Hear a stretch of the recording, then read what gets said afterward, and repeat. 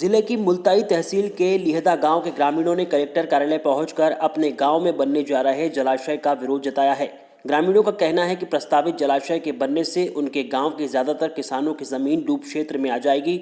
इसके लिए जमीन अधिग्रहण की प्रक्रिया की गई है, लेकिन मुआवजे का आकलन 2.5 से 3 लाख रुपए प्रति हेक्टेयर से किया जा रहा है, जो बहुत कम है। इसके अलावा क्षेत्र के सिंचित भूमि का मुआवजा असिंचित मानकर किया जा रहा है, जो सही नहीं है। शिकायत लेकर आए ग्रामीणों ने बताया कि जब उनके क्षेत्र में पारसडोह जलाशय पहले से ही है, जिसकी नहर खेत तक पहुंचती है, तो फिर एक और जलाशय बनाने से क्या औचित्य है।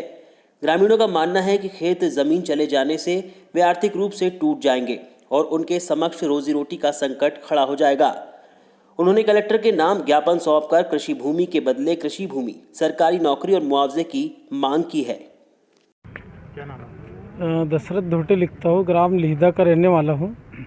हमारे गांव में लघु सिंचाई योजना का छोटे डैम का प्रस्ताव पारित हुआ है और स्वीकृत भी हो गया है, जिसमें डूब क्षेत्र में 70% किसान लिहदा के किसानों की ज़मीन जा चुकी है। 30% ही बचता है, तो इनके सामने जीवन यापन करने की दिक्कत आ रही है।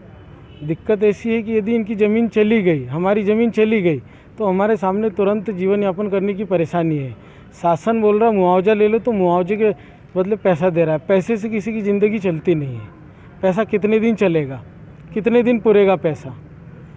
तो हमारा उद्देश्य है कि इस डैम में को रुकवा दिया जाए, क्योंकि उसमें नहर आ चुकी है। पारसडोह डैम की नहर आ चुकी है, कमांड एरिया में आ गया है। तो नहर आने के बाद में यहाँ डैम बनाने का औचित्य कुछ समझ नहीं आ रहा है। जब नहर नहीं आती, डैम बनता तो कोई बात थी।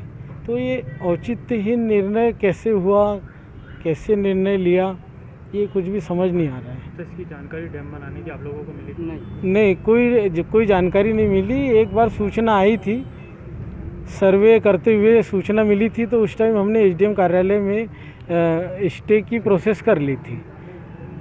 उसके बाद अभी तक कोई प्रोसेस गांव में कोई बताने आया ना, कुछ नहीं बताने आया। सीधे मुआवजे राशि के लेटर देने चालू कर दिए। तो अभी आपने किसको ज्ञापन दिया? हमने अभी डिप्टी कलेक्टर पांडे साहब को ज्ञापन दिया।